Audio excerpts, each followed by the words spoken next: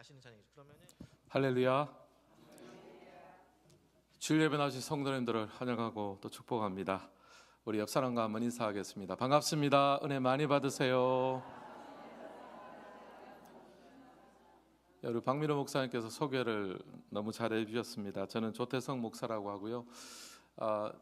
연도로 계산해 보니까 2005년도에 제가 루이빌에 와서 공부를 하고 2007년 연말까지 공부를 했던 것 같습니다. 그 이후에는 이제 한국으로 돌아가서 여러 교회에서 이제 부교육자 생활을 했고요. 마지막으로는 이제 분당우리교에서 8년간 부목사 생활을 하고 지금 이제 청복교회 담임 청빙을 받아서 8년차 담임 사역을 하고 있습니다. 올여름 안식월을 이제 허락을 받아서 신과 충전의 시간을 가지게 되었습니다. 이거 루이빌에 오니까요, 왠지 그냥 고향 같은 느낌이 들어요. 예전에 참 아무것도 모르고 와서 또 공부하고 또 정착하고 힘들었었는데 이 교회가 또 우리 또 성도님들이 참 너무나 잘 챙겨주시고 또 도와주시고 했던 정말 영적인 고향과 같은 이곳에 와서 말씀을 전할 수 있게 되어서 너무나 감사합니다. 종종 이제 저를 이렇게 제가 보니까 한 18년만 그 중간에 이제 제가 또 한번 오기도 했죠. 이렇게 오랜만에 뵙는데 어떤 분들이 저한테 이제 이런 인사를 건네시더라고요. 목사님 하나도 안 변하신 것 같아요. 칭찬 맞죠? 예, 참 따뜻하고 감사한 마음이 들었습니다. 그런 마음을 담아서 우리 옆 사람과 다시 한번 인사할까요? 사랑하고 축복합니다.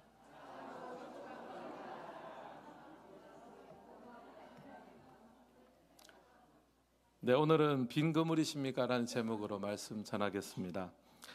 브로니 웨어라는 사람이 내가 원하는 삶을 살았더라면 이라는 책을 썼습니다.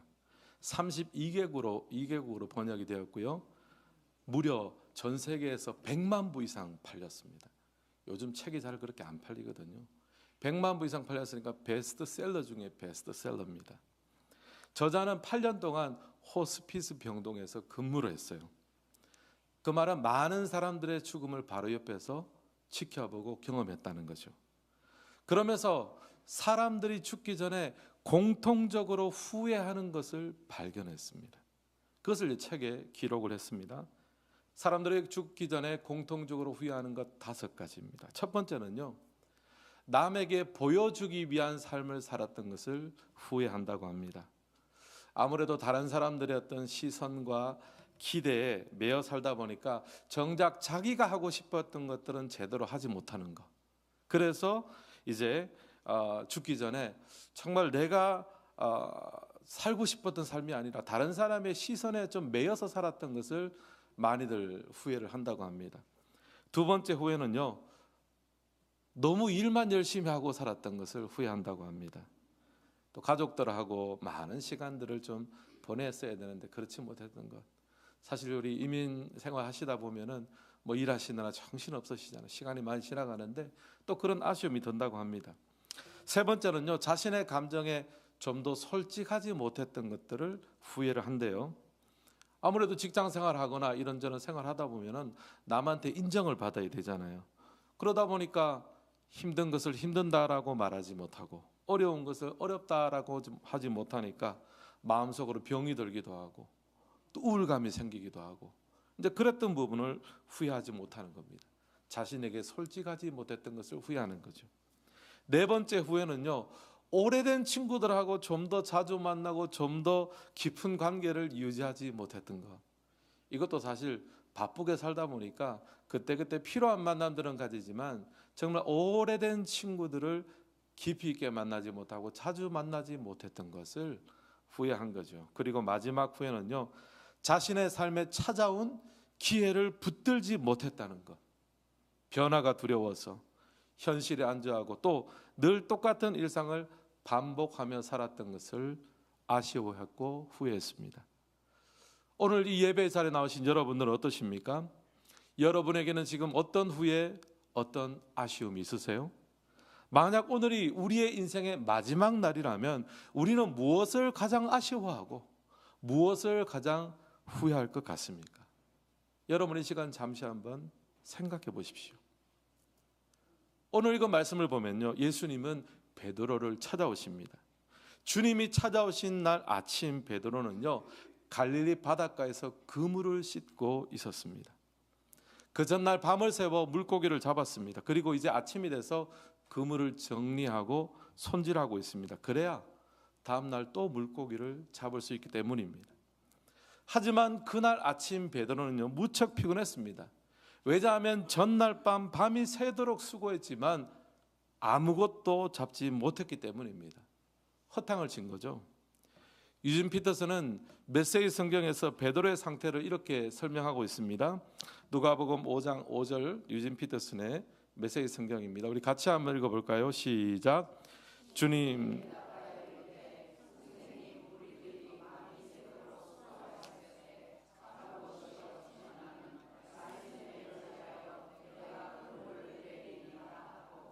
아멘. 메시지 성경에 보면요, 열심히 물고기를 잡았지만 한 마리도 잡은 것이 없다라는 말을 어떻게 표현했냐면요, 피라미 한 마리도 못 잡았다. 메시지 성경에는 그렇게 기록합니다. 여러분, 피라미 아시죠? 조그만한 민물 물고기입니다. 그러니까 조그만 거 한 마리도 못 잡았다는 말이에요. 여러분, 베드로는요, 경험이 많고 노련한 어부입니다. 갈릴리 호수에 대해서도 너무나 잘 아는 사람입니다. 근데 전날 밤 베드로는요, 자신이 알고 있는 모든 지식과 경험을 다 동원해서 물고기를 잡으려고 했습니다. 그런데 그날 밤 피라미 한 마리도 못 잡았다는 거예요. 빈 그물 빈 배로 돌아왔습니다. 아침이 되어가지고 바닷가에 쪼그려 앉아서, 이 쪼그려 앉았다면 제가 더 붙인 말입니다. 성경에 없습니다. 쪼그려 앉아가지고 뭐 한 마리는 피라미 한 마리도 못 잡았다 그러니까, 야, 내가 그동안 이렇게 그래도 물고기 좀 잡느라고 이 지역에는 그래도 노련한 어부라고 생각했는데 이렇게 허탕치는구나. 마음이 굉장히 쓰라리게 앉아 있는 거예요. 저는요, 이 말씀을 묵상하면서 베드로의 이 모습이요, 꼭 우리네 인생을 닮았다 생각을 해봅니다. 여러분, 우리가 살아가면서 허탕치고 싶은 사람이 누가 있습니까?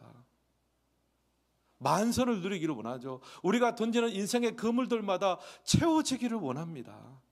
우리는 만선의 기대를 하면서 그물을 던지고 살아가지만요, 막상 잘 채워지지가 않잖아요. 우리 청년들 같은 경우에는 취업도 해야 되고 또 뭐 결혼도 해야 되고 나름대로의 인생의 계획이 있습니다. 그 인생의 계획을 그물을 삼아서 던지지만요, 잘 잡혀지지가 않아요. 우리 어른들도 마찬가지 아닙니까? 자녀들 어렸을 때는 자녀를 잘 양육하고 싶고요, 또 가족을 잘 부양하고 싶고 믿음도 잘 세워주고 싶고 또 좀 연세가 드시면 이제 은퇴 준비도 해야 되잖아요. 그물을 던집니다. 애를 씁니다. 수고를 합니다. 근데 돌아보면요, 막상 아유, 내가 제대로 한 게 없네. 피라미 한 마리도 내가 잘 못 잡은 거 아닌가. 돌아보면 아쉬움이 남고 후회가 가득한 것이 우리네 인생입니다. 빈 그물처럼 느껴지는 거죠. 오늘 이 예배 자리에 나오신 사랑하는 성도 여러분, 여러분의 인생의 그물에는 무엇이 들어가 있습니까? 여러분의 삶에 대해서 정말 만족하고 계십니까? 아쉬움이나 후회가 전혀 없으세요? 목사님, 아쉬움과 후회 없는 사람이 누가 있겠습니까? 당연하겠죠. 오늘 말씀 가운데 예수님은요, 그런 베드로를 찾아보셨습니다.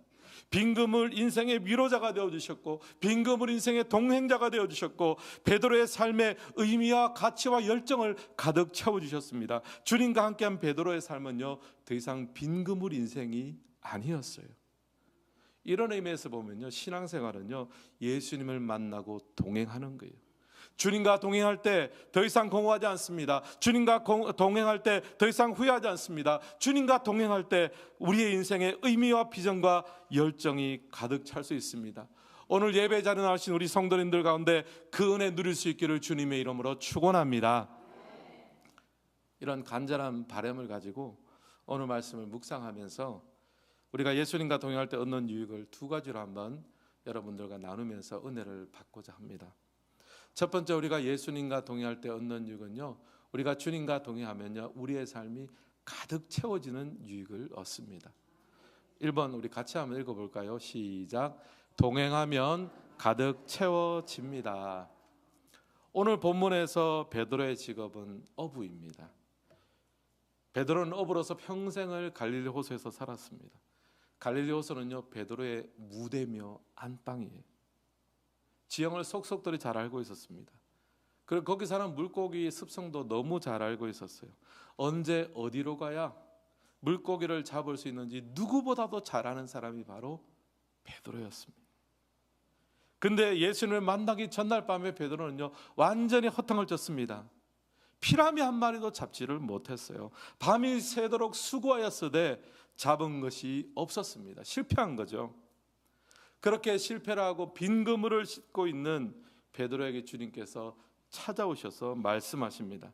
4절인데요, 우리 4절 말씀 같이 한번 읽겠습니다. 시작. 말씀을 마치시고 시몬에게 이르시되 깊은 데로 가서 그물을 내려 고기를 잡으라. 아멘. 예수님이 지금 깊은 데로 가서 그물을 내려서 고기를 잡으라라고 했습니다. 사실 당시에 이제 갈릴리 호수에서는요, 주로 밤에 물고기를 잡았습니다. 그리고 당시에 사용했던 그물도요, 얕은 물에 던져서 바로 즉시 끌어올리는 방식의 그물입니다. 그러니까 지금 아침에 깊은 데로 가서 그물을 던지는 말은요, 또 호탕치라는 말이에요. 이건 이제 어부의 상식에는 맞지 않는 말입니다. 게다가 예수님은 목수잖아요. 목수가 베테랑 어부에게 이렇게 저렇게 물고기 잡으라 조언하는 것은 또 그렇게 좋아 보이지도 않습니다. 하지만 베드로는 일단 순종을 해보기로 했어요. 왜냐하면 자기 방식대로 해서 이미 실패를 했잖아요. 깊은 데로 가서 말씀대로 그물을 내렸습니다. 근데요, 놀랍게도 엄청나게 많은 물고기가 잡힌 거예요. 그물이 터질 정도로. 자기의 배에 다 실을 수 없을 정도였습니다. 그래서 동료들의 배를 불러서야 겨우 다 실을 수 있었습니다. 그런 와중에 베드로는 갑자기 예수님의 무릎 아래 엎드리며 말합니다. 8절 같이 한번 읽겠습니다. 시몬 베드로가 이를 보고 예수의 무릎 아래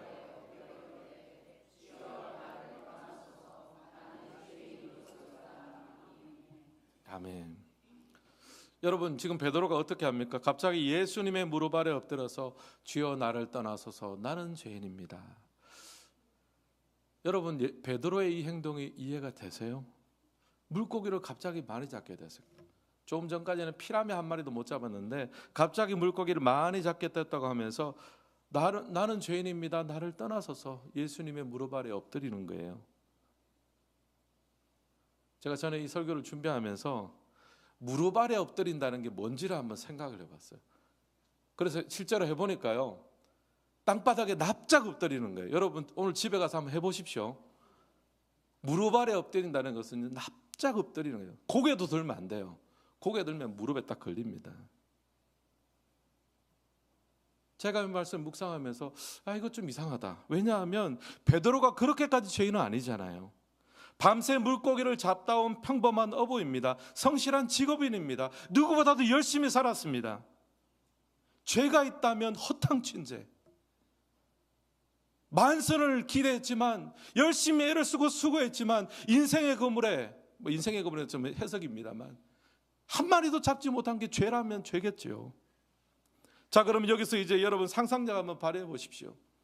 베드로가 지금 자신의 눈으로 목격하는 건 무엇입니까? 자신이 던진 그물이 터져나갈 정도로 물고기가 들어오고 있는 장면을 보고 있는 거예요. 베드로는 분명히 깨달았습니다. 자신이 던진 그물 안으로 물고기가 막 서로 들어가려고 난리치는 거, 그걸 봤어요. 상상력을 발휘해보라 그랬죠.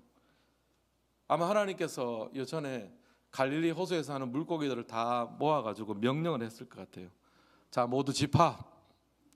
이제부터 베드로가 그물을 던질 텐데 그 던진 그물 안에 다 들어가라. 선착순이다. 모처럼 창조주 하나님이 직접 명령하시니까 호수에 있는 물고기들이 신이 나가지고 하나님한테 하면 잘 볼 기회구나. 내가 먼저 들어가야지 딱 준비하고 있다가 베드로가 그물을 던지자마자 서로 들어가려고 지금 난리를 치고 있는 거예요. 못 들어간 물고기는 바깥에서 내가 저기 들어가 잡혔어야 되는데 안타깝다. 물을 치고 있는 그 장면을 지금 베드로가 본 거예요. 그때 베드로의 생각이 무너졌습니다. 그동안 베드로는요, 나는 내 경험, 내 지식, 내 경륜으로 내가 잘해서 업으로서 성공했고 이만큼 먹고 살았다고 생각을 했는데, 이제 이 광경을 보니까요, 나는 빈 그물을 던졌을 뿐이고 내가 던진 빈 그물에 하나님께서 물고기를 넣어주셔서 내가 살아왔구나. 내 인생의 그물을 내가 치고 내가 잡고 내가 채울 수 있다고 생각하며 살아온 내 인생 자체가 바로 하나님 앞에 죄구나. 하나님과 상관없이 살아온 내 인생의 모든 시간이 다 후회스럽고 안타까워서 주여 나를 떠나소서, 나는 죄인입니다. 주님의 무릎 앞에 납작 엎드렸습니다. 오늘 예배드린 여러분에게 묻습니다.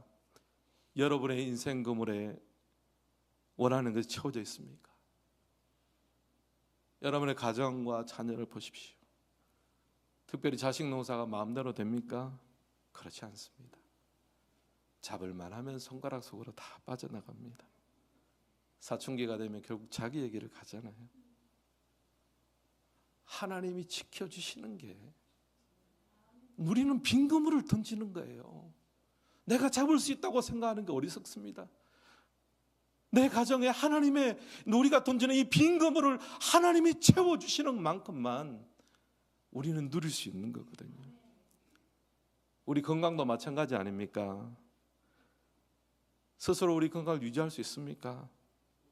오늘 숨을 쉬고 밥을 먹고 걸어서 이 자리에까지 나올 수 있는 것, 하나님이 우리 인생의 그물에 그만큼의 건강을 채워주신 줄을 믿습니다. 다 하나님의 은혜거든요. 우리가 사업이 잘 되고 또 때는 형통한 분도 있을 거예요.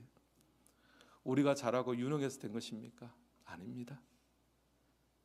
우리의 빈 그물에 주님께서 재정의 물고기를 넣어주시고 사업의 축복의 물고기를 넣어주시니까 주신 만큼 우리가 끌어올렸을 뿐인 거예요.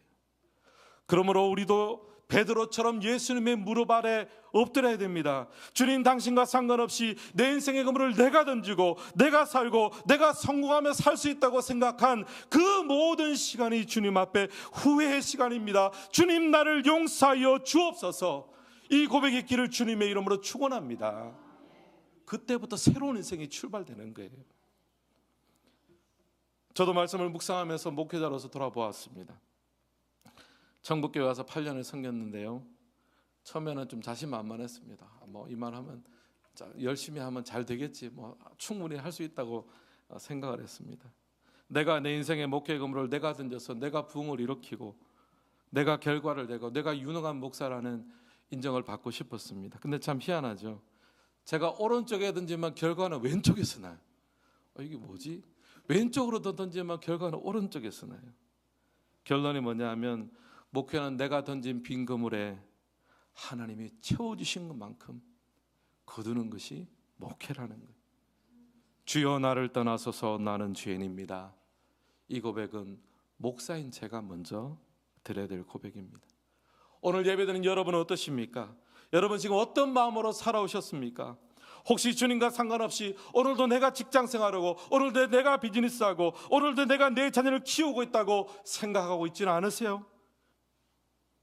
그게 바로 성경이 말하는 죄인의 길입니다.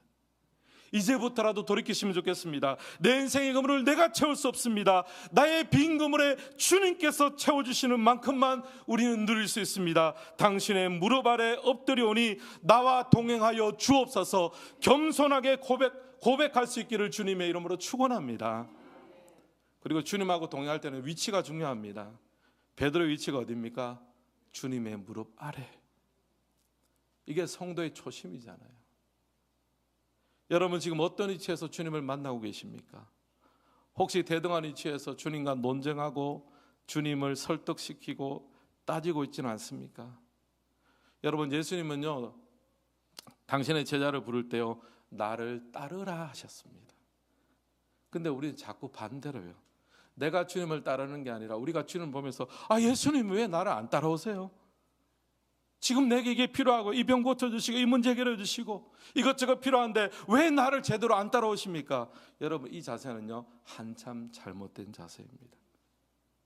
주님과의 위치를 다시 설정하시길 바랍니다. 내가 주님을 따라가는 것입니다. 주님이 나를 따르는 것이 아니라 이 성도의 초심이 회복될 때 주님과의 동행이 우리 가운데 있을 줄을 믿습니다. 옆 사람과 이렇게 인사하겠습니다. 주님의 무릎 앞에 삽시다. 예, 주님의 무릎 아래서 또 주님의 뒤를 따라가면서 살 때 그 주님과 동행하게 되고 그 우리의 주님과 동행하는 우리의 삶을 가득 채워주시는 역사가 우리 모두에게 있기를 간절히 소망합니다. 두 번째, 우리가 주님과 동행할 때 얻는 유익은요, 주님과 동행하면 우리의 삶에 새로운 해석이 시작이 됩니다. 2번 같이 한번 읽겠습니다. 동행하면 새롭게 해석됩니다. 우리 5절과 6절도 같이 한번 읽을까요? 시작. 시몬이 대답하여 이르되 선생님, 우리들이 밤이 새도록 수고하였으되 잡은 것이 없지만은 말씀에 의지하여 내가 그물을 내리리. 그렇게 하니 고기를 잡은 것이 심히 많아. 아멘. 이건 베드로가 이제 말합니다. 우리들이 밤이 새도록 수고하였으되 잡은 것이 없지만은, 여러분 이 말을 들을 때 마음이 좀 짠하지 않습니까? 밤새도록 그물을 내렸어요. 베드로는 노련한 어부입니다. 그리고 평생을 갈릴리 호수에 살았습니다. 밤새도록 애썼는데 허탕칠 사람이 아니에요. 근데 허탕치고 그물을 씻을 때 베드로에게는 실패감과 자괴감이 들었어요. 아, 빈 그물이구나, 실패구나. 근데 베드로가 예수님을 만나고 보니까요, 이제 달라졌습니다. 아, 어젯밤 내가 분명히 실패하고 어젯밤 피라미 한 마리도 못 잡고 어젯밤 분명히 허탕쳤는데 인간적으로 보면은 안 좋은 거란 말이죠. 근데 물고기 잡는데 실패하지 않았다면 나는 여전히 내 인생의 그물을 내가 던져서 내가 채우고 내가 성공할 수 있을 거라고 생각하면서 나는 예수님의 제자가 되지 못했을 텐데, 결과적으로 실패하고 나니까 예수님의 무릎 아래도 엎드리게 되고 예수님의 뒤를 따라갈 수 있게 되었잖아요. 실패에 대한 새로운 해석이 있어요.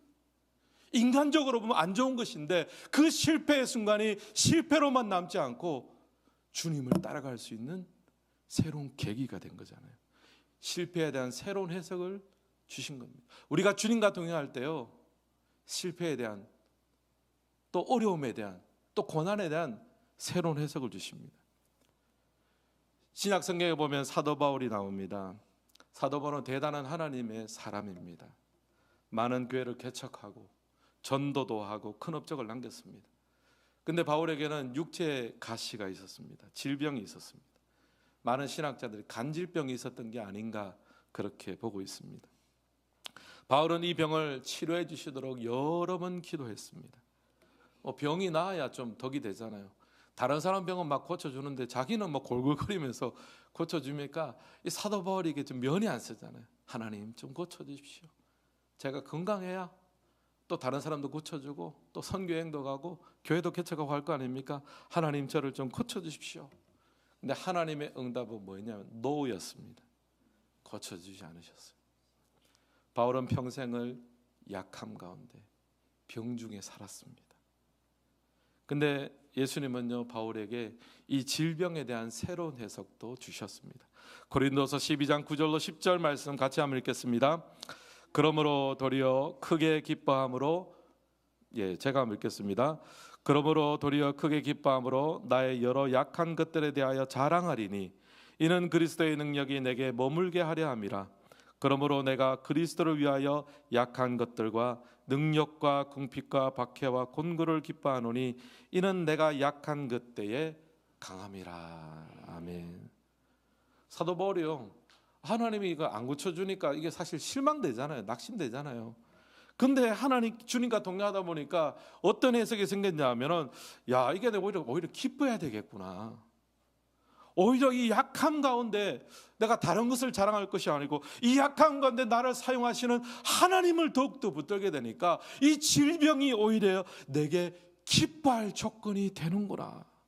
사도 바울이 오히려 도리어 크게 기뻐했다고 합니다.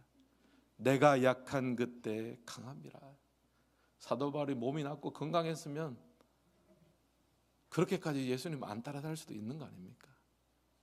주님과 동행하니까 질병이 새롭게 해석되는 거. 이 질병, 이 몸 아픈 게 하나님 주신 나에게 주신 축복이구나. 그것을 지금 고백하는 거예요. 사랑하는 성도 여러분, 예수님이 우리와 함께 동행할 때요, 인생의 새로운 해석을 주시는 줄 믿습니다. 내게 닥친 고난과 실패, 질병조차도 하나님을 발견하고 만나는 기회가 될 수 있을 줄은 믿습니다. 예전에 유퀴즈라는 한국에서 하는 예능 프로그램이 있었습니다. 거기 이제 이소은 씨라는 사람이 등장을 했는데, 이분이 옛날에 한국에서 잠시 가수 생활을 하다가 이제 뉴욕으로 이민 생활을 왔어요. 유학을 왔습니다. 그래서 이제 또 공부에 좀 재능이 있으셨는지 로스쿨을 이제 들어가려고 준비를 했습니다. 시험을 쳐야 되잖아요. 열심히 준비를 했는데 또 뭐 긴장이 됐는지 시험을 못 쳐가지고 딱 떨어져 버렸대요. 그러면 또 열심히 준비했는데 떨어져 버리니까 이제 실망이 되잖아요. 야, 나는 안 되는가 보다. 나는 포기하고 그냥 한국 돌아갈까. 뭐 그런저런 생각을 하고 있었을 때 이 이소은 씨의 어머니가 딸에게 이런 편지를 보냈습니다. 딸아, 너의 실패를 축하한다.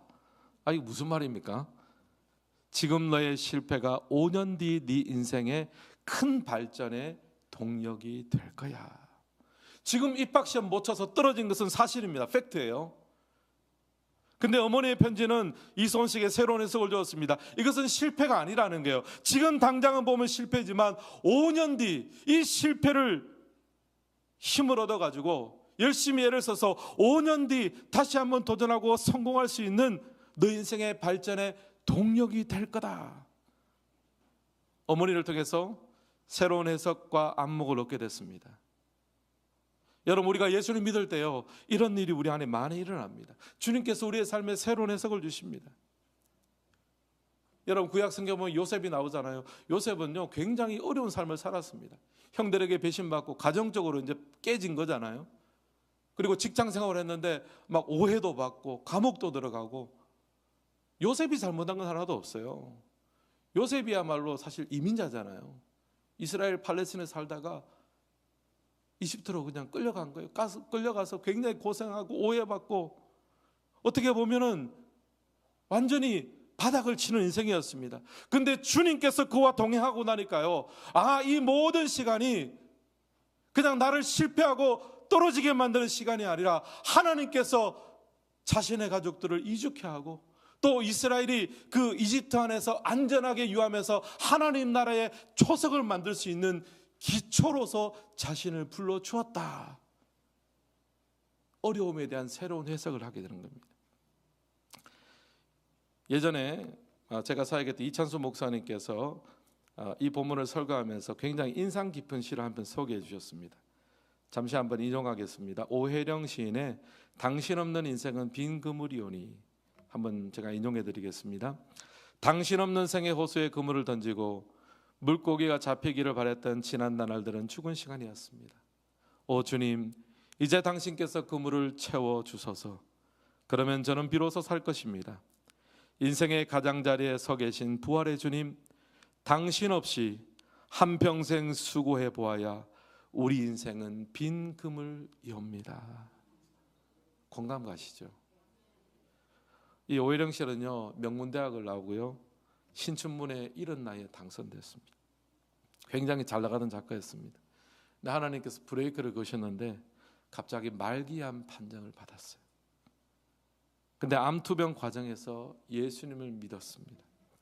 그러면서 신앙의 관점에서 자기 인생을 돌아보면서 이 시를 썼습니다. 저자는 무엇을 말합니까?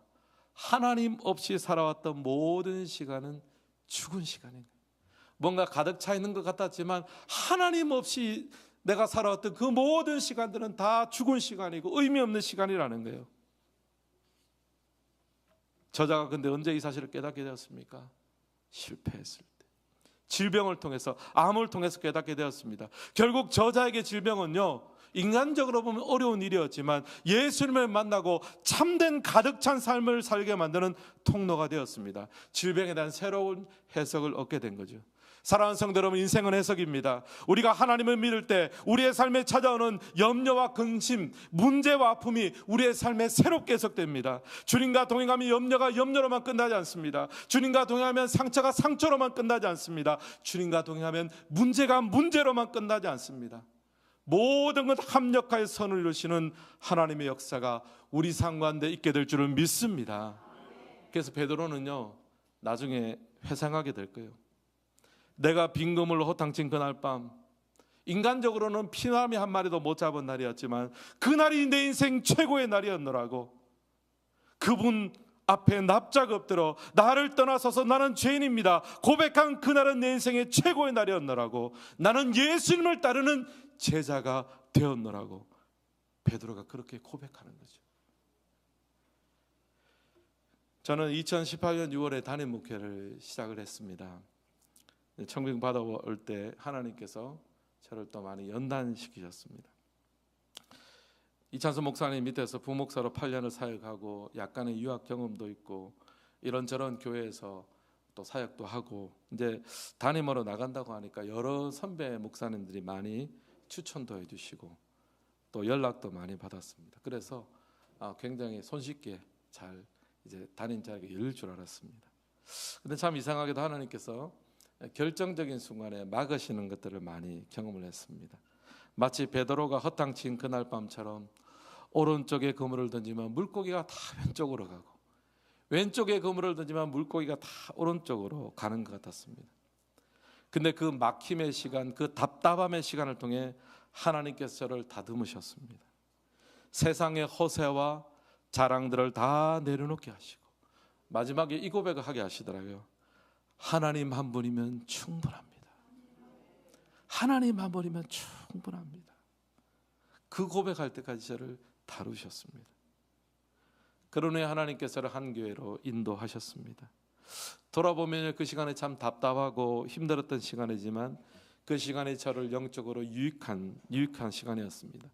저를 무르익게 만들고 또 성숙하게 만들었습니다. 사랑하는 성도 여러분, 오늘 여러분의 삶에 어떤 답답함의 시간이 있습니까?